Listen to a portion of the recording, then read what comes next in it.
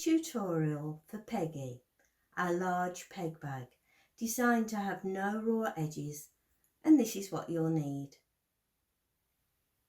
You'll need 2 pieces cut out of your main fabric and 2 pieces cut out of your lining fabric.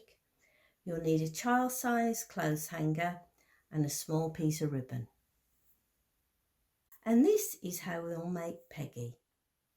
Place 1 piece of your lining fabric face up, and we need to find the centre line, and we do this by folding the fabric in half, ensuring that the sides all match up, and then take your iron and gently crease along there.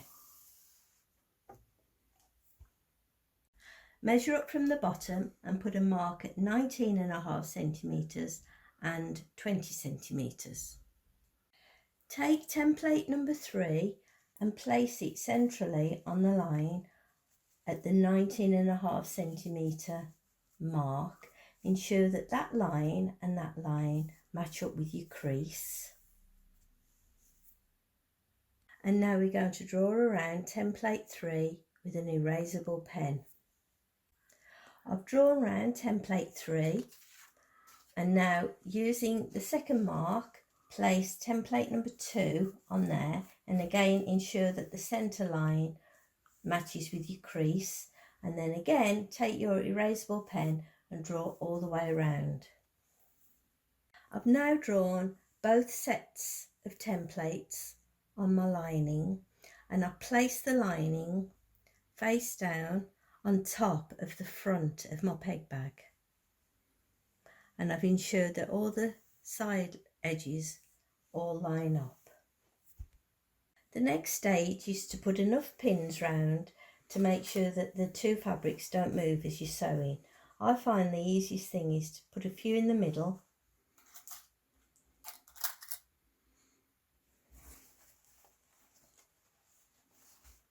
and maybe a few around the side. I've put lots of pins in to keep the fabrics from moving, and I'm going to take it to the sewing machine, and starting there I'm going to sew all the way around to that corner and stop, and then all along the bottom. Make sure that you sew around the outer line.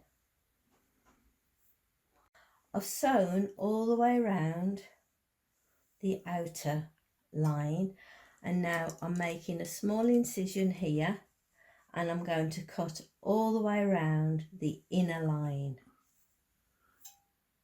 I've cut around the inner line all the way, and I've carefully snipped all along the curve to make it easier for turning. Now take the lining and push it through, and the other lining and push it through.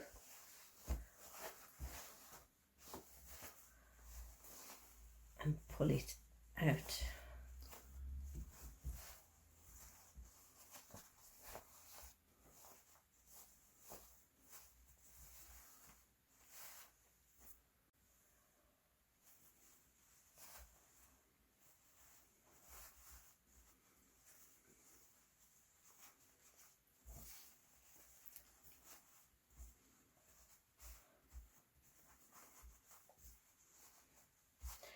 And then I'm going to take it over to the iron and give it a nice press. I've turned it the right way, I've pressed it, and I'm going to take it to the sewing machine, and I'm going to top stitch all along the bottom, around the curve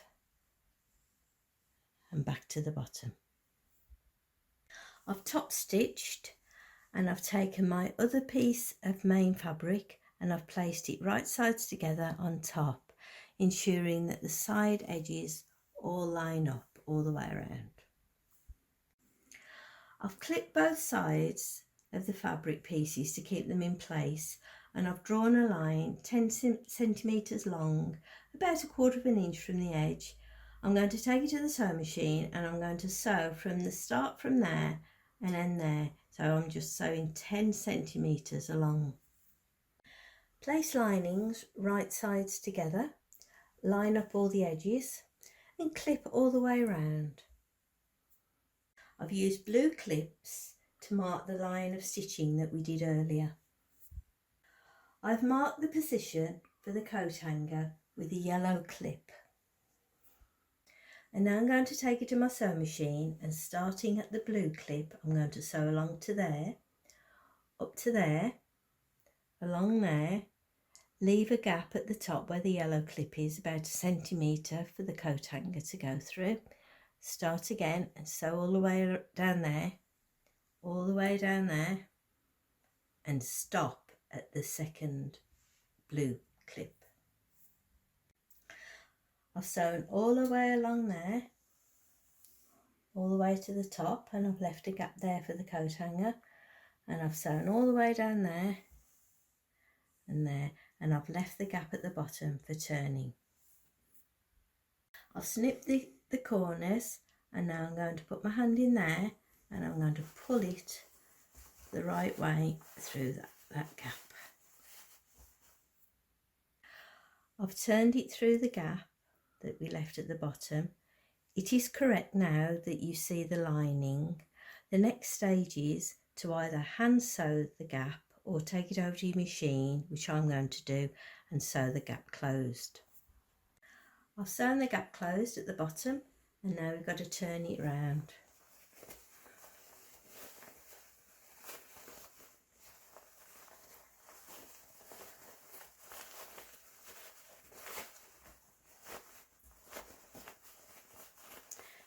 Make sure all the corners are pushed out.